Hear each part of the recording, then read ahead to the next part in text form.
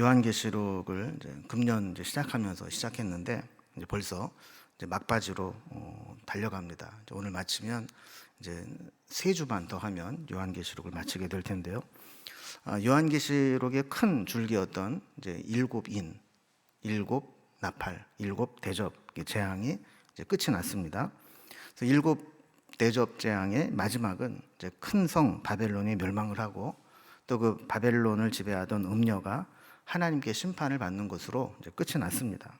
그래서 16장에서 7대접 재앙이 이제 끝이 나면서 이것이 이제 완성이 됐지만 계속해서 그 결과에 대해서 이제 부연 설명을 하고 있습니다.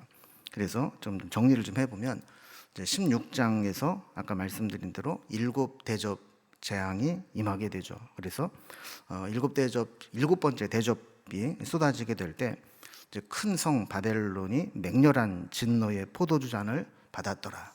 그러면서 이제 바벨론이 멸망했다. 선언이 되는 것이죠. 그러면서 17장, 18장에서 이것이 부연 설명됩니다. 그래서 그것을 지배하고 있는 음녀가 심판을 받게 된 것이 17장에, 그리고 바벨론이 심판으로 멸망하게 된 것이 18장에 기록이 되어 있습니다. 그리고 오늘 이제 우리가 읽은 19장 말씀은 이제 어린 양의 혼인 잔치가 벌어지게 될 것을 이제 준비하고, 그리고 백마 탄 자, 주님이 백마를 타고 재림하시는 내용이 이제 기록되어 있습니다. 자, 그러니까 이제 정리를 해보면 7대접 재앙이 쏟아지면서 하나님을 대적하고 하나님의 백성들을 힘들게 했던 자들이 이 땅에서 다 심판을 받습니다. 완전히 망합니다. 자, 그리고 이제 하나님의 백성들이 영원히 거하게 될, 그 구원받고 거하게 될 하늘에서 되어질 일들이 이제 오버랩 되어지면서 이 땅의 심판과 하늘의 영광이 같이 좀 보여지고 있는 겁니다. 그래서 19장에는 이제 크게 3가지의 주제가 나오는데요. 먼저 1절에서 10절까지는 어린 양의 혼인잔치에 대한 예언입니다. 지금 여기서 혼인잔치가 일어나는 건 아니고 혼인잔치가 이렇게 준비될 것이다 라는 준비사항이 말씀됩니다. 그리고 11절에서 16절까지는 우리 주님이 백마를 타고 이 땅에 재림하시게 될 것이다 하는 내용을 말씀합니다. 그리고 17절에서 21절까지는 이제 새들에게 베풀어지는 이제 잔치가 나와요. 어린 양의 혼인 잔치와 좀 비교되는 내용인데 어쨌든 대적자들이 심판을 받게 되는 이 새들의 잔치가 기록되어 있습니다. 그럼 이 3가지의 내용이 어떤 의미가 있는지 한번 살펴봅니다. 먼저 첫 번째로 어린 양의 혼인 잔치에 대한 예언의 말씀이 있습니다. 우리가 18장 우리가 바로 앞부분에서 바벨론이 멸망을 하고 난 후에 이제 19장에 오면 하늘에서 엄청난 찬양이 울려 퍼집니다. 여러분, 지금까지 요한계시록을 공부하면서 천상에서 드려지는 예배, 천상의 찬양을 우리가 처음 천상이 열리면서부터 우리는 봐왔어요. 그런데 이 하늘에서 올려지는 예배와 찬양의 최고의 찬양이 바로 오늘 19장에서 나타나게 됩니다. 그래서 이 찬양, 이 예배는 크게 4번에 걸친 이 예배가 소개가 되는데, 첫째는 하늘에서 허다한 무리들이 큰 음성으로 드리는 찬양이 나오고요. 두 번째는 24장로와 4생물들이 드려지는 찬양이 이제 4절에 나옵니다. 그리고 보좌에서부터 울려나는 찬양이 있는데 5절에 나오고, 6절에서 8절에는 또다시 허다한 음성들과 자연의 모든 계시들이 다 한꺼번에 찬양이 이어집니다. 여러분, 할렐루야라는 말이 구약에는 이제 많이 나오는데 신약에는 할렐루야라는 말이 여기에만 나옵니다. 그런데 이 19장에 보면 이 할렐루야라는 히브리어가 1절, 3절, 4절, 6절 이렇게 4번이나 나오는 것을 보게 됩니다. 또한 할렐루야라는 뜻이 할렐루 찬양하라, 야훼를 여호와를, 그러니까 하나님 여호와를 찬양하라라는 뜻이잖아요. 5절에 보면 우리 하나님께 찬송하라 라는 말이 나와요. 그러니까 이것도 의미적으로 보면 할렐루야랑 같기 때문에 5번이나 하나님을 찬양하라는 이 할렐루야의 선포가 나온다고 볼 수 있습니다. 이러한 찬양은 하나님께서 악한 자들을 대적하고 승리하신 승전가이면서 또 앞으로 이어지게 될 어린 양의 혼인잔치를 축하하는 축가의 의미를 가지고 있습니다. 자, 이제 이 네 번에 걸친 이 찬양을 한번 좀 살펴보도록 하겠습니다. 먼저 첫 번째 찬양은 하늘에서 이 허다한 무리가 큰 음성으로 드린 찬양입니다. 그래서 1절 말씀을 보면은요. 자, 2일 후에 내가 들으니 하늘에 허다한 무리의 큰 음성 같은 것이 있어 이르되 할렐루야 구원과 영광과 능력이 우리 하나님께 있도다. 이렇게 기록되어 있습니다. 여기 보면 하늘에 허다한 무리들의 큰 음성 같은 것이 있다. 하늘의 이 허다한 무리들은 구원받은 모든 백성들을 의미하는 겁니다.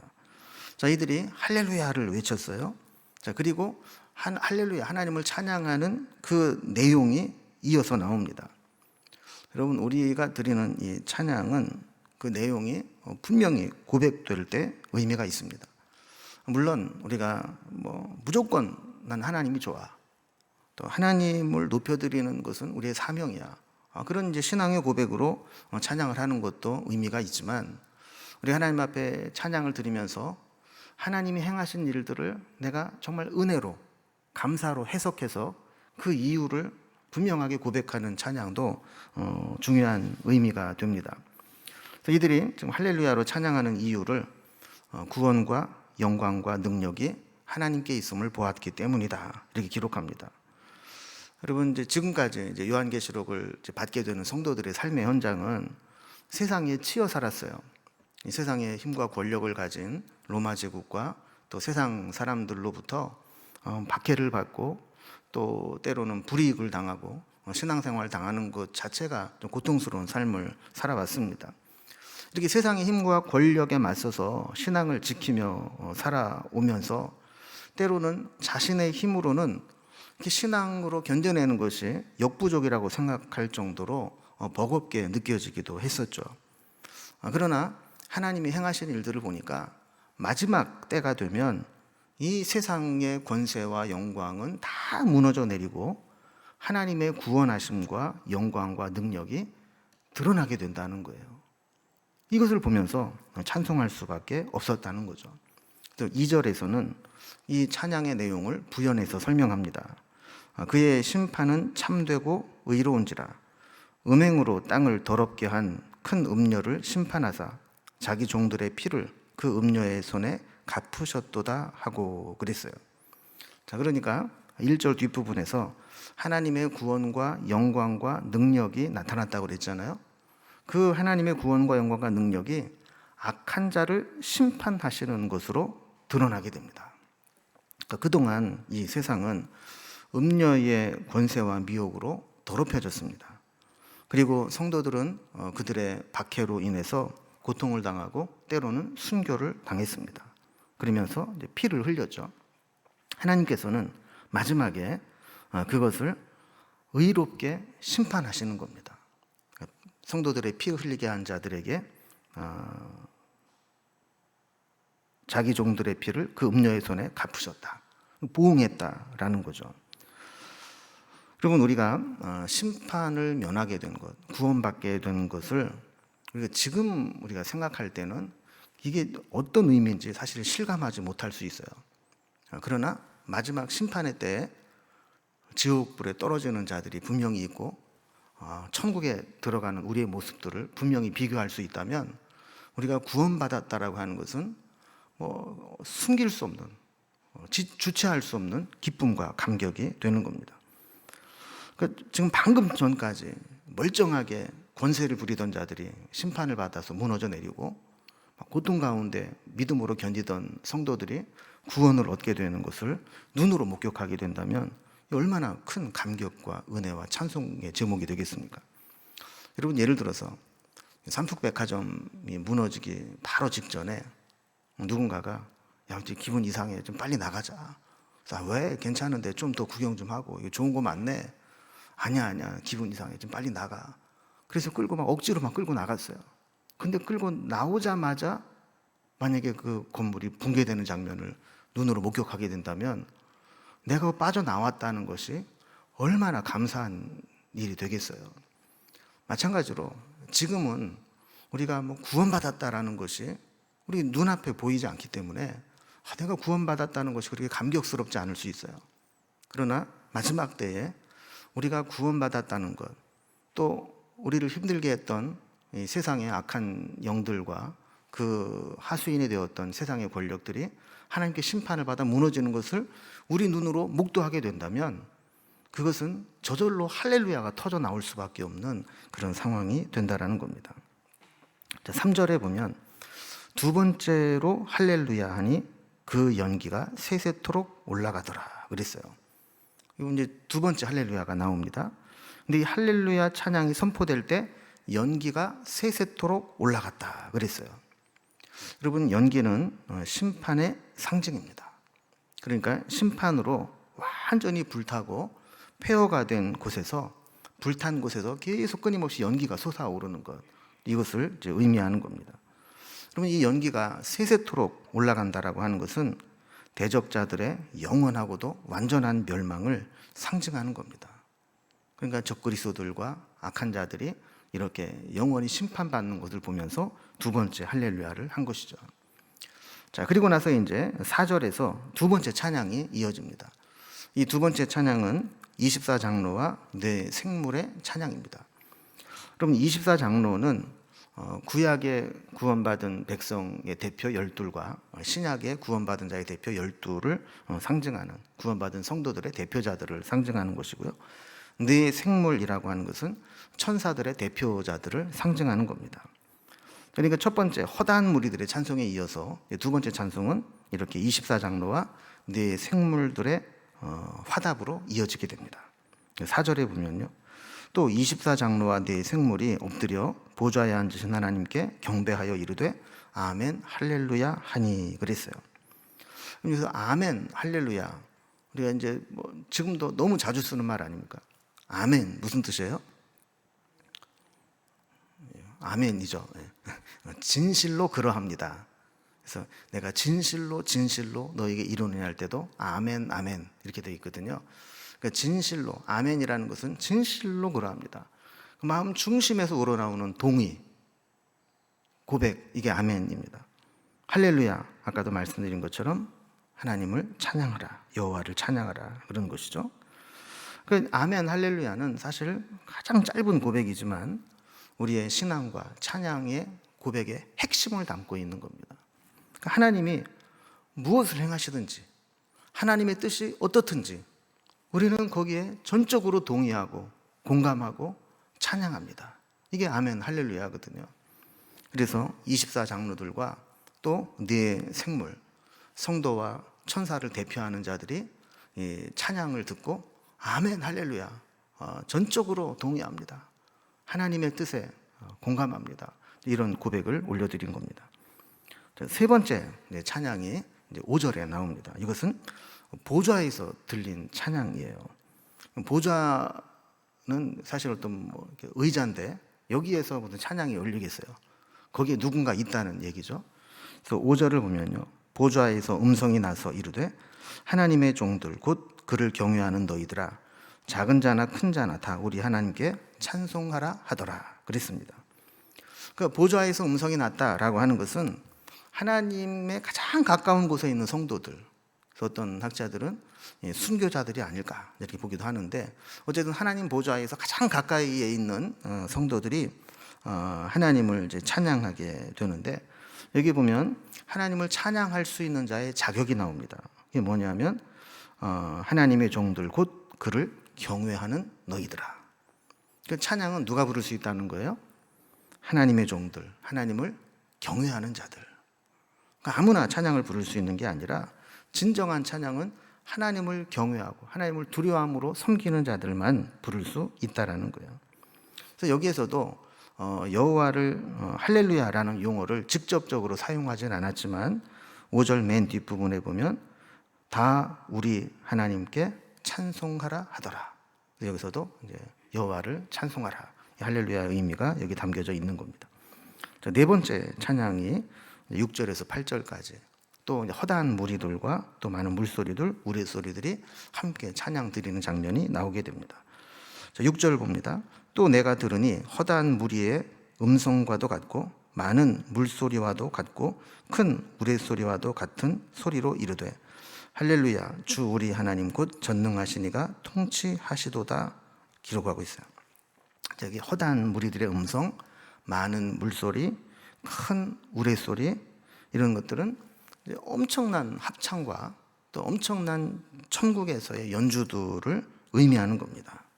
그래서 처음에는 허다한 무리들이 성도들이 찬양을 했고 그 다음에는 24장로와 또 생물들이 찬양을 했고 또 보좌에 가장 가까이 있는 자들이 찬양을 하고 그리고 나서 이제 모든 이들이 한꺼번에 연합 찬양대를 구성해서 찬양을 하게 되는 겁니다.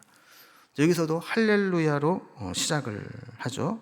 그리고 그 찬양의 내용은 하나님께서 통치하신다라는 내용을 가지고 있어요. 그럼 그동안 세상의 통치자가 악하고 로마의 황제와 같은 세상의 영을 가진 자들이 지배를 하니까 성도들이 얼마나 고통을 당했습니까? 그런데 이제 이 세상의 악한 지도자들이 다 쫓겨나고 망하고 전능하신 하나님이 통치하시는 세상이 되니까 그때는 공의가 바로 세우고 믿음을 가진 자들이 마음껏 하나님의 이름을 찬양하는 세상이 되었다는 고백을 하는 것이죠. 자, 그리고 이 찬양들은 아까도 제가 두 가지 의미가 있다고 그랬죠. 하나는 믿음의 선한 싸움을 싸운 자들의 승전가와 같은 것이고 또 하나는 어린 양의 혼인잔치를 준비하는 것과 같다 그랬어요. 그래서 이 찬양이 어린 양의 혼인잔치를 준비하는 것으로 연결이 됩니다. 그래서 7절과 8절을 보면은요. 자, 우리가 즐거워하고 크게 기뻐하며 그에게 영광을 돌리세. 어린 양의 혼인 기약이 이르렀고 그의 아내가 자신을 준비하였으므로 그에게 빛나고 깨끗한 세마포 옷을 입히도록 허락하셨으니 이 세마포 옷은 성도들의 옳은 행실이로다 그랬습니다. 자, 그러니까 막 찬양이 막 절정으로 이어져서 막 즐거워하고 크게 기뻐하며 하나님이 통치하시는 것에 대한 영광을 막 돌리게 될 때 이 찬양이 어린 양의 혼인잔치를 준비하는 것으로 넘어갑니다. 이 혼인잔치에서 신랑은 누구죠? 예수님. 신부는 우리 성도들. 그럼 혼인잔치는 뭐 실제로 지금 우리가 이제 이 세상에서 뭐 결혼식을 하고 피로연을 하는 것처럼 그대로 결혼식을 재현한다 이런 의미는 아닙니다. 결혼이라고 하는 상징을 통해서 이제 예수 그리스도와 우리 성도들이 이 세상에서 어떤 방해도 없이 영원히 주님과 성도들이 사랑의 교제를 나누기 시작하게 된다는 것을 의미하는 거예요. 여러분, 사실 우리가 이 세상에서 주님과 교제하며 살고 주님을 섬기며 살 때 우리와 주님 사이에 장애물들이 얼마나 많습니까? 신체적인 장애도 있고 또 공간, 시간적인 장애도 있고 또 세상에서 믿음을 방해하는 것들이 있고 때로는 시험이 있고 때로는 악한 영들에 미혹하는 것들이 있고 우리가 주님을 온전히 섬기고 따르고 싶어도 우리 사이를 가로막고 또 방해하는 세력들이 많이 있어요. 그런데 이 어린 양과 신부가 혼인잔치를 하게 되면 이제 더 이상 누구도 그 사이를 방해할 수 없고 갈라놓을 수 없는 그런 관계가 된다라는 거예요. 이 혼인잔치는 21장에서 이제 새하늘과 새 땅이 내려오고 21장 9절에 보면 신부 곧 어린 양의 신부가 등장을 합니다.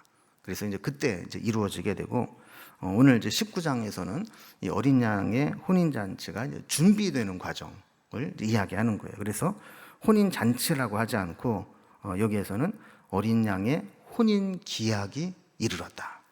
그래서 이제 혼인잔치는 21장에서 나오고 여기에서는 혼인 기약, 혼인에 대한 약속이 지금 진행이 되고 있다라는 것을 이야기하고 있는 것이죠. 자, 그러면 여기도 중요한 것은 여러분이 어린 양 예수님의 신부인 거 알고 계시죠? 처음 들어보는 말씀이세요? 우리는 주님의 신부예요. 여기 이렇게 말씀하고 있잖아요. 그럼 중요한 게 뭐예요? 내가 지금 어린 양의 신부가 됐어요. 그리고 곧 주님이 오시면 결혼식을 해서 영원한 삶을 살게 될 거예요. 자, 그런 자들은 어떤 자세를 가지고 살아가야 될까요? 어린 양의 신부된 성도가 자신을 준비하는 것은 주님이 주신 빛나고 깨끗한 세마포 옷을 입는 것입니다. 그래서 그에게 빛나고 깨끗한 세마포 옷을 입도록 허락하셨다 그랬어요. 그러니까 요즘 말로 말하면 주님은 신부된 우리에게 웨딩드레스를 준비해 주신 거예요. 이것이 결혼 예복이죠. 여러분, 그 결혼식장에 들어가는 신부가 난 그저 불편해서 못 입겠다고, 난 집에서 입는 추리닝이나 몸빼 바지가 편하다고 그거 입고 들어가면 되겠어요? 그러니까 신랑이 준비해 준 예복, 웨딩드레스를 입고 준비를 하는 것이죠. 이 결혼 예식을 뭐라고 했느냐 하면 세마포 옷은 성도들의 옳은 행실이다 그랬어요. 우리가 17장에 보면 이 바벨론의 음녀가 나오지 않습니까? 이 바벨론의 음녀도 자색 옷으로 입고 온갖 금은 보석으로 치장을 해요. 그러나 음녀들이 아무리 세상에 화려한 것들로 치장을 해도 그 모습은 역겨운 모습입니다. 그러나 주님께서 신부에게 주신 거룩한 예복은 빛나고 아름다운 나타입니다. 여러분, 우리는 주님의 신부입니다. 결혼식이 정해진 신부입니다. 그래서 우리는 지금 이 세상을 살아가면서 법적으로는 남편이 누구인지 모르지만 영적으로는 남자들도 난 신부다, 주님의 신부로서 합당한 삶을 살아야 된다, 이렇게 정체성을 가지고 살아야 됩니다. 그렇다면 주님과 약혼자로서 주님의 신부로서 합당하게 살아가는 것은 어떤 것일까?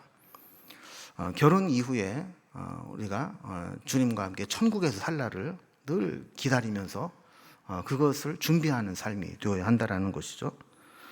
여러분, 만약에 결혼을 앞둔 신부감이 이제 혼자 막 싱글로 사는 이 자유로움을 그냥 너무 아쉬워하면서 내가 어쩌다가 저리 결혼을 하게 돼가지고 이제 내가 이제 지옥으로 들어가는구나, 이렇게 빠져드는 신부가 있다면 얼마나 불행합니까? 신부는 이제 결혼하게 되면 지옥불에 떨어지는 거니까 내가 마지막 남은 이 자유를 만끽해야 되겠다. 내가 결혼하고 나면 내 뜻대로 못하니까 좀 못된 짓도 마지막으로 좀 다 하고 싶은 거 내가 다 하고 결혼해야지. 여러분, 이러면 그 신부를 어느 신랑이 귀하게 여기겠어요? 신부는 오직 신랑을 기다리면서 신랑이 사랑해 줄 수 있는 모습으로 준비하고 함께 가꾸어갈 가정을 어떻게 세워나갈 것인가, 여기에 이제 신경을 쓰고 준비하는 사람을 사랑하지 않겠습니까? 그러니까 우리도 마찬가지로 신부로서 불러주신 주님께 거룩한 행실로 보답하며 준비하는 것이 필요하다는 것을 보여줍니다. 이제 혼인잔치가 선포됩니다. 마치 청첩장을 이렇게 돌리듯이 9절에 보면 천사가 내게 말하기를 기록하라. 어린 양의 혼인잔치에 청함을 받은 자들은 복이 있도다 하고 또 내게 말하되 이것은 하나님의 참되신 말씀이라 하기로 그랬어요. 자, 그러니까 우리 성도들을 하나님께서 신부로 택해 주시고 결혼잔치에 불러주셨다는 거 얼마나 감격스러운 일이에요. 이 요한이 이 사실을 보고 듣고 너무 감격을 해서 사실은 실수를 하나 합니다. 그 실수가 뭐냐면 10절에 내가 그 발 앞에 엎드려 경배하려 하니 그가 나에게 말하기를 나는 너와 및 예수의 증언을 받은 네 형제들과 같이 된 종이니 삼가 그리하지 말고 오직 하나님께 경배하라. 예수의 증언은 예언의 영이라 하더라 그랬어요. 그러니까 요한은 자기에게 이 계시로 인도해 준 이 천사를 보면서 이 어린 양의 혼인잔치에 얼마나 이 감동을 받았는지 자기도 모르는 사이에 천사 앞에 엎드려 경배를 하려고 했다는 거예요. 그러니까 천사도 깜짝 놀라서 그러면 안 된다고, 나도 당신과 같은 하나님의 종이고 나는 예언의 영을 받아서 옛날에 선지자들이 하나님 말씀을 전하듯이 그렇게 대언하고 전하는 존재지 내 경배받을 존재는 아니다. 경배받는 것은 오직 하나님만이 받으실 수 있는 것이다. 이런 이제 이야기를 했다라는 겁니다. 자, 이렇게 마지막 심판이 다 이루어지고 나면 하늘에서는 이 엄청난 찬양이 일어나게 된다라는 것을 첫 번째로 살펴보았고요. 자, 두 번째 나타나는 것은 이제 신랑이 오시는 거예요. 근데 신랑이 어떤 모습으로 오느냐? 백마 타고 오시는 거예요. 우리가 그렇게 고대하던, 그리고 그렇게 마지막 때 기다리던 그 주님이 오시는데 백마를 타고 오셨다는 거예요. 이제 하늘이 열리고 새로운 모습이 보이게 되는데요. 요한이 본 것은 다시 오시는 주님, 백마 타고 오시는 모습이에요. 그래서 여기 보면 이 주님에 대해서 주님이 어떤 모습으로 오시는지를 하나하나씩 설명을 하고 또 그분의 이름을 또 소개를 해요. 그래서 총 4개의 이름을 소개를 하고 주님의 모습을 이제 설명을 하게 되는데 주님의 이름을 4가지로 소개합니다. 첫째는 충신과 진실, 두 번째는 알 수 없는 이름, 세 번째는 하나님의 말씀, 네 번째는 만왕의 왕이요 만주의 주라, 이런 이름을 가지고 오셨다는 겁니다. 자, 먼저 첫 번째로 충신과 진실의 이름을 가지고 오셨다 그랬어요. 그래서 11절 말씀을 보면은요, 또 내가 하늘이 열린 것을 보니 보라 백마와 그것을 탄 자가 있으니 그 이름은 충신과 진실이라. 그가 공의로 심판하며 싸우더라 그랬습니다. 그러면 주님이 뭐 타고 오셨다고요? 백마 타고 오셨어요. 그럼 예루살렘을 입성할 때는 새끼 나귀를 타고 가셨지만 주님이 다시 오실 때에는 백마를 타고 오십니다. 그 백마는 뭐냐? 당시에 전쟁에서 승리하고 돌아오는 왕과 장수들은 백마를 타고 개선을 했습니다. 이것은 악한 자들을 심판하시는 용사로서, 전사로서 개선하는 이미지를 보여주는 겁니다. 그래서 우리 주님이 오실 때에는 십자가를 지러 오셔서 연약하게 죽으시는 분이 아니라 이제 영적 싸움을 승리하시고 개선 장군의 모습으로 오시는 거죠. 근데 그 이름이 충신과 진실이라 그랬어요. 이 충신과 진실은 사실 헬라어적인 의미로 보면 같은 개념입니다. 그 진실함으로 성실하게 끝까지 악인을 심판하고 성도들을 구원하신다, 이런 의미를 가지고 있는 거예요. 그래서 백마를 타고 아메게돈 전쟁, 최후의 전쟁을 이미 이기신 주님께서 이제 백성들을 구원하기 위해서 충신과 진실의 이름으로 오신다 하는 겁니다. 두 번째 이름이 쓰여져 있긴 한데 그걸 해독을 못해요. 그래서 알 수 없는 이름이 12절에 나와요. 12절에 보면 그 눈은 불꽃 같고 그 머리에는 많은 관들이 있고 또 이름 쓴 것 하나가 있으니 자기밖에 아는 자가 없고 그랬어요. 자, 지금 예수님의 이름을 소개할 때 항상 예수님의 모습을 하나 이야기하고 예수님의 이름을 하나 얘기한다고 그랬죠. 그래서 아까 11절에서는 백마 타고 오셨고 충신과 진실이라는 이름을 가지고 있다고 그랬어요. 12절에서는 눈이 불꽃 같고 머리에 많은 관을 가진 모습이었다고 했고 그 이름은 있는데 우리가 알 수 없는 이름이라 그랬어요. 자, 그러면 예수님의 눈이 불꽃 같고 머리에는 많은 관들이 있다 그랬어요. 그럼 불꽃 같은 눈은 아무도 속일 수 없는 통찰력을 가지고 있다는 의미입니다. 여러분, 사람은 조금 이렇게 적당히 하면 속일 수 있어요. 그런데 하나님은 불꽃 같은 눈으로 우리를 통찰하시기 때문에 하나님을 속일 수는 없다는 겁니다. 또 머리에 많은 관들이 있다 그랬어요. 우리가 살펴본 이 짐승들, 이 용에도 많은 머리들이 있고 면류관이 있지 않았습니까? 그런데 주님의 머리에 많은 관들이 있다라고 하는 것은 이 세상에 수많은 사람들이 자기가 왕이라고 나서고 있지만 진짜 왕은 하나님이시다. 모든 세상의 왕들도 다 지배하는 분이 하나님이다라는 것을 이야기하고 있어요. 그런데 여기에서는 이 예수님의 이름을 요한이 식별할 수 없을 정도로 하나님만이 아는 이름으로 기록되고 있습니다. 하나님은 우리에게 하나님을 나타내시면서 우리를 인도하시지만 때로는 우리가 하나님을 다 할 수는 없습니다. 하나님은 때로 우리에게 신비의 영역으로 기묘한 모습으로 남아있는 부분도 있는 것이죠. 그래서 두 번째 이름은 뭐라고 써있기를 하는데 요한이 식별하지 못하는 이름이었어요. 세 번째 이름은 하나님의 말씀이라고 이름이 기록되어 있다 그랬어요. 그럼 13절에 보면 또 그가 피 뿌린 옷을 입었는데 그 이름은 하나님의 말씀이라 칭하더라 그랬어요. 여러분, 예수님이 이제 피 뿌린 옷을 입고 계셨다 그랬어요. 여러분, 개선 장군이 흰 말을 타고 군복을 입고 들어옵니다. 그런데 그 개선 장군은 그 옷이 피투성이가 된 거죠. 전장에서 치열한 전쟁을 하면서 적군들을 죽이고 흘렸던 튄 이 피들이 옷에 다 묻어 있는 거예요. 저렇게 주님도 영적 전쟁에서 승리하시고 그 영광스러운 모습으로 들어오고 계시는데 거기에 있는 주님의 이름이 하나님의 말씀이다. 그러니까 우리 주님이 이 영적 싸움을 하는데 가장 강력한 무기로 사용한 게 하나님의 말씀이었고 예수님은 하나님의 말씀이라는 거예요. 요한복음 1장에서도 말씀했듯이 예수님은 말씀이 육신이 되어 우리 가운데 거하시는 분입니다. 그 말씀과 예수님은 같은 분이시죠. 말씀으로 존재하시던 하나님이 육신을 입고 오신 분이 예수님이라는 거예요. 예수님은 말씀을 통해서 우리에게 예수님 자신을 계시하시고 나타내십니다. 또 우리는 말씀을 통해 예수님을 만나게 되고 말씀을 통해 주님의 은혜를 끊임없이 공급받게 됩니다.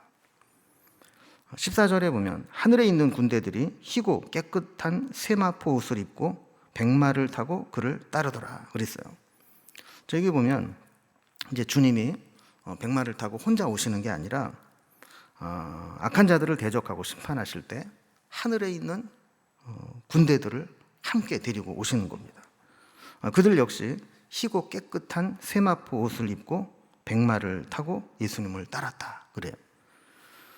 자, 그리고 15절에 보면 그의 입에서 예리한 검이 나오니 그것으로 만국을 치겠고 친히 그들을 철장으로 다스리며 또 친히 하나님 곧 전능하신 이의 맹렬한 진노의 포도주 틀을 밟겠고 그랬어요. 자, 주님이 싸운 무기는 여기 세 가지가 나오는데 첫째, 입에서 나온 예리한 검이다. 여러분, 성경에서 검은 무엇을 상징해요? 말씀을 상징하죠. 그리고 그 다음에 철장이 나와요. 그리고 철장은 쇠로 된 막대기입니다. 지팡이 같은 막대기예요. 그래서 이 철장으로 진흙이나 토기를 부수면 그냥 맥없이 부서지는 거죠. 철장으로 다스리고 또 친히 맹렬한 진노의 포도주 틀을 밟겠다. 그 포도주 틀에 포도를 넣고 밟으면 포도알이 다 터지면서 그 붉은색 포도즙이 나오지 않습니까? 그런 것처럼 하나님이 그렇게 포도주 틀을 밟듯이 심판하신다. 그래서 이 세 가지 예리한 검이나 철장이나 포도즙 틀은 악한 자들을 심판할 때 사용하는 하나님의 도구를 의미하는 겁니다. 그래서 세 번째 주님의 이름은 하나님의 말씀이다 그랬어요. 네 번째 오시는 주님의 이름은 만왕의 왕 만주의 주다 그랬어요. 16절을 보면요, 그 옷과 그 다리에 이름을 쓴 것이 있으니 만왕의 왕이요 만주의 주라 하였더라 그랬어요. 여러분, 주님의 옷자락은 긍휼과 자비를 상징합니다. 그래서 주님의 옷자락이라도 만지면 나을 것 같은, 그래서 옷자락을 만진다는 것은 주님의 긍휼을 구한다는 거예요. 또 다리는 뭐냐면 공의의 심판을 상징하는 겁니다. 그 발로 밟으면 심판을 당하는 것이죠. 그래서 믿는 자들에게는 옷자락처럼 한없는 자비와 긍휼을 베푸시고 하나님을 대적하는 자들에게는 발로 밟는 것과 같은 무서운 심판과 공의를 행하시는 분이라는 거예요. 그러면서 그분의 이름을 만왕의 왕 만주의 주라 이렇게 선포합니다. 그러니까 아까도 설명드린 것처럼 이 세상에 악한 통치자들이 다스릴 때 얼마나 고통을 당했습니까? 그런데 하나님께서, 주님께서 만왕의 왕, 만주가 되셔서 완전한 의로 이 세상을 통치하시는 모습으로 다가오신다는 거예요. 그래서 이렇게 주님의 오시는 모습을 기록을 하고, 마지막 세 번째로 다루고 있는 내용은 새들에게 베풀어주는 잔치입니다. 예수님의 모습을 보고 난 후에 다른 천사가 새로운 장면을 열어줍니다. 17절에 보면, 또 내가 보니 한 천사가 태양 안에 서서 공중에 나는 모든 새를 향하여 큰 음성으로 외쳐 이르되, 그랬어요. 한 천사가 태양 안에 서서 하나님의 후광을 입고 공중에 나는 모든 새들에게 소리를 지릅니다. 뭐라고 했느냐? 그 내용이 17절 후반부부터 18절에 나오는데 이렇게 되어 있어요. 자, 와서 하나님의 큰 잔치에 모여 왕들의 살과 장군들의 살과 장사들의 살과 말들과 그것을 탄 자들의 살과 자유인들이나 종들이나 작은 자나 큰 자나 모든 자의 살을 먹으라 하였더라, 그랬어요. 그럼 여기에 등장하는 새들은 어떤 새들을 말하냐면 죽은 시체들을 먹이로 삼는 새들이에요. 그러니까 뭐 독수리나 까마귀나 이렇게 죽은 시체들을 먹이로 삼는 새들을 말하는데, 여기에 나오는 사람들은 전부 악한 자들, 하나님을 대적했던 자들이 심판을 받는 거거든요. 그러니까 그들은 이 땅에서 죽어서 장례도 치르지 못한 채 새들의 먹잇감이 되고 만다는 거예요. 그러니까 성경에서 이렇게 죽어서 제대로 장례를 치르지 못하는 것은 저주받은 자의 상징이거든요. 자, 그래서 성도들을 박해하고 순교에 이르게 하고 아주 모질게 힘들게 했던 자들이 보응을 받는 겁니다. 그래서 여기에 나오는 왕들, 장군들, 장사들, 말과 그것을 탄 자들, 자유인이나 종이나 작은 자나 큰 자나, 이런 자들은 다 누구를 얘기하느냐? 하나님을 대적하고 하나님의 종들을 박해했던 자들이 심판과 죽음 후에도 비참한 상태로 방치되도록 하나님이 보응하시겠다 하는 거예요. 자, 그러면서 19절 이하에서는 이 새들의 잔치가 무엇을 의미하는가 하는 것을 이제 설명합니다. 이 죽어서 이렇게 내팽개졌다라는 것은 전쟁에서 패했다는 것, 심판을 의미하는데, 그러면 16장 16절에 보면 이 새 영들이 짐승들을 아마겟돈으로 다 불러 모읍니다. 그래서 아마겟돈 전쟁이 예고된 것이 16장 16절이고, 또 오늘 본문에 나타난 것은 아마겟돈 전쟁으로 인해서 패배한 자들이 이렇게 비참하게 끝날 것이다라는 것을 보여주는 것이고, 또 아마겟돈 전쟁의 마지막 결말은 우리가 다음 주에 살펴볼 20장에서 또 나오게 됩니다. 아마겟돈 전쟁이 3번 나오게 되는데, 여기서는 아마겟돈 전쟁의 비참한 모습을 이제 보여주는 것이죠. 19절에 보면, 또 내가 보매 그 짐승과 땅의 임금들과 그들의 군대들이 모여 그 말 탄 자와 그의 군대와 더불어 전쟁을 일으키다가, 그랬어요. 그러니까 이 전쟁의 핵심은 그리스도와 적그리스도와의 전쟁인 거예요. 그러니까 그리스도를 따르는 자들과 그리스도를 대적해서 그리스도를 따르는 자들, 박해하는 자들과의 영적 진영이 형성된 전쟁이라는 거죠. 근데 마지막에 어떻게 되느냐? 20절과 21절을 보면, 짐승이 잡히고 그 앞에서 표적을 행하던 거짓 선지자도 함께 잡혔으니 이는 짐승의 표를 받고 그의 우상에게 경배하던 자들을 표적으로 미혹하던 자라. 이 둘이 산채로 유황 불붙는 못에 던져지고 그 나머지는 말탄 자의 입으로부터 나오는 검의 죽음에 모든 새가 그들의 살로 배불리더라, 그랬어요. 그러니까 이 말을 쓰면 좀 복잡하지만 핵심은 이런 겁니다. 표적을 행하고 백성들을 미혹하던 모든 적그리스도의 세력들은 최후의 심판에서 패하게 되고 심판을 받게 된다 하는 거예요. 심판을 여기서는 산채로 유황 불못에 던져진다. 또 입에서 나오는 검에 죽게 될 것이다. 그러니까 말씀으로 심판을 받는다는 것이죠. 그리고 새들의 먹잇감이 될 것이다. 이렇게 하면서 마지막에 적그리스도들이 전쟁에서 패하고 새들의 먹잇감으로 이제 끝나게 되는 것을 보여주는 것이죠. 여러분, 이제 요한계시록의 강해도 이제 마무리되어 가듯이 우리의 인생도 그리고 역사의 시간도 언젠가는 마무리할 때가 오게 됩니다. 중요한 것은 그때까지 우리가 믿음으로 최후의 승리를 얻도록, 그리고 그리스도의 거룩한 신부로 살아가는 것이 중요합니다. 그래서 오늘도 우리의 삶의 모습들을 돌아보면서 나는 이 세상에 살고 있지만 어린 양 예수 그리스도의 신부로 합당한 모습으로 살아가고 있는지 그들 점검하면서 주님의 마지막 때를 기다리고, 오늘 주님이 오셔도 나는 상관없다, 이런 마음으로 심판을 준비하면서, 마지막을 준비하면서 살아갈 수 있기를 바랍니다. 기도하겠습니다. 하나님 아버지,